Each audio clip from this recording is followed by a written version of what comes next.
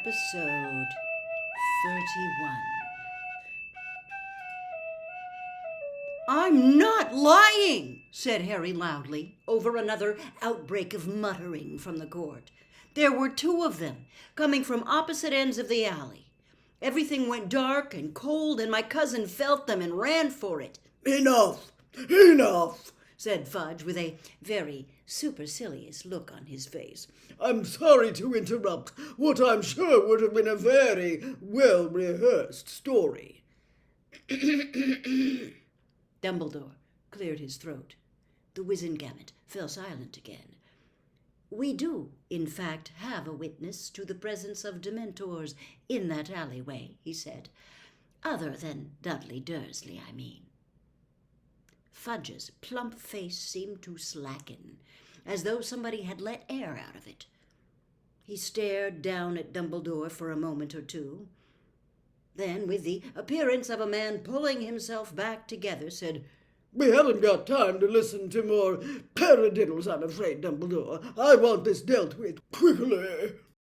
"I may be wrong," said Dumbledore pleasantly, "but I am sure that, under the Wizengamot Charter of Rights, the accused has the right to present witnesses for his or her case. Isn't that the policy of the Department of Magical Law Enforcement, Madam Bones?" he continued, addressing the witch in the monocle. "True," said Madam Bones. "Perfectly true." "Oh, very well, snapped Fudge. "Where is this person?" "I brought her with me," said Dumbledore. "She's just outside the door. Should I?" "No. Weasley, you go."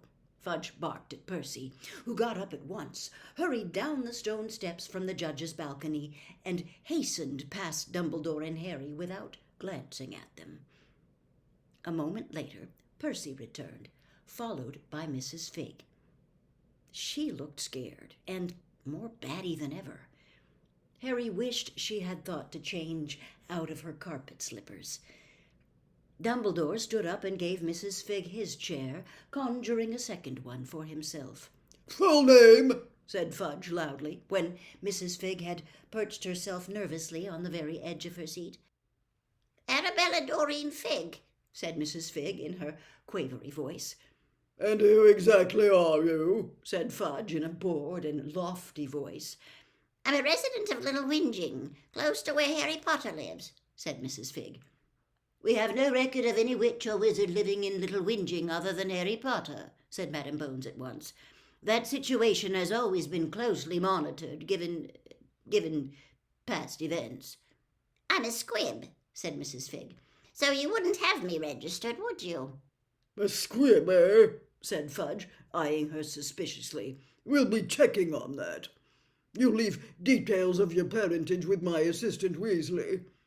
Incidentally, can squibs see Dementors?" he added, looking left and right along the bench where he sat. "Yes, we can," said Mrs. Figg indignantly. Fudge looked back down at her, his eyebrows raised. "Very well," he said coolly. "What is your story?" "I had gone out to buy cat food from the corner shop at the end of Wisteria Walk shortly after 9 on the evening of the 2nd of August, gabbled Mrs. Figg at once, as though she had learned what she was saying by heart, when I heard a disturbance down the alleyway between Magnolia Crescent and Wisteria Walk. On approaching the mouth of the alleyway, I saw Dementors running." "Running?" said Madam Bones sharply. "Dementors don't run. They glide." "Well, that is what I meant to say," said Mrs. Figg quickly, patches of pink appearing in her withered cheeks. "Gliding along the alley toward what looked like two boys." "What did they look like?" said Madam Bones, narrowing her eyes so that the monocle's edges disappeared into her flesh. "Well, one was very large and the other one rather skinny." No, said Madam Bones impatiently. "The Dementors. Describe them." "Oh," said Mrs. Figg, the pink flush creeping up her neck now. "They were big, and wearing cloaks." Harry felt a horrible sinking in the pit of his stomach. Whatever Mrs. Figg said to the contrary, it sounded to him as though the most she had ever seen was a picture of a Dementor, and a picture could never convey the truth of what these beings were like. The eerie way they moved, hovering inches over the ground, or the rotting smell of them, or that terrible rattling noise they made as they sucked on the surrounding air. A dumpy wizard with a large black mustache in the second row leaned close to his neighbor, a frizzy-haired witch, and whispered something in her ear. She smirked and nodded. "Big and wearing cloaks," repeated Madam Bones coolly, while Fudge snorted derisively. "I see. Anything else?" "Yes," said Mrs. Fig. "I felt them. Everything went cold, and this was a very warm summer's night, mark you, and I felt as though all happiness had gone from the world, and I remembered dreadful things." Her voice shook and died. Madam Bones's eyes widened slightly. Harry could see red marks under her eyebrow where the monocle had dug into it. "What did the Dementors do?" she asked, and Harry felt a rush of hope. "They went for the boys," said Mrs. Fig, her voice stronger and more confident now, the pink flush ebbing away from her face. "One of them had fallen. The other was backing away, trying to repel the Dementor. That was Harry. He tried twice and produced silver vapor. On the third attempt, he produced a Patronus, which charged down the first Dementor, and then, with his encouragement, chased away the second from his cousin. And that was what happened," Mrs. Fig finished, somewhat lamely. Madam Bones looked down at Mrs. Fig in silence. Fudge was not looking at her at all, but fidgeting with his papers. Finally he raised his eyes and said rather aggressively, "That's what you saw, is it?" "That was what happened," Mrs. Fig repeated. "Very well," said Fudge. "You may go." Mrs. Fig cast a frightened look from Fudge to Dumbledore, then got up and shuffled off toward the door again. Harry heard it thud shut behind her. "Not a very convincing witness," said Fudge loftily. "Oh, I don't know," said Madam Bones in her booming voice. "She certainly described the effects of a Dementor attack very accurately, and I can't imagine why she would say they were there if they weren't."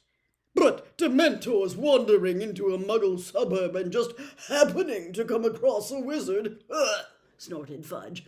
"the odds on that must be very, very long. Even Bagman wouldn't have bet." "Oh, I don't think any of us believe the Dementors were there by coincidence," said Dumbledore lightly. The witch sitting to the right of Fudge with her face in shadow moved slightly, but everyone else was quite still and silent. "And what is that supposed to mean?" asked Fudge icily. "It means that I think they were ordered there," said Dumbledore. "I think we might have a record of it if someone had ordered a pair of Dementors to go strolling through Little Whinging," barked Fudge. "Not if the Dementors were taking orders from someone other than the Ministry of Magic these days," said Dumbledore calmly. "I have already given you my views on this matter, Cornelius." "Yes, you have," said Fudge forcefully. "and I have no reason to believe that your views are anything other than bilge, Dumbledore. The Dementors remain in place in Azkaban and are doing everything we ask them to." "Then," said Dumbledore, quietly but clearly, "we must ask ourselves why somebody within the Ministry ordered a pair of Dementors into that alleyway on the 2nd of August." In the complete silence that greeted these words, the witch to the right of Fudge leaned forward so that Harry saw her for the first time. He thought she looked just like a large, pale toad. She was rather squat, with a broad, flabby face, as little neck as Uncle Vernon, and a very wide, slack mouth. Her eyes were large, round, and slightly bulging. Even the little black velvet bow perched on top of her short, curly hair put him in mind of a large fly she was about to catch on a long, sticky tongue.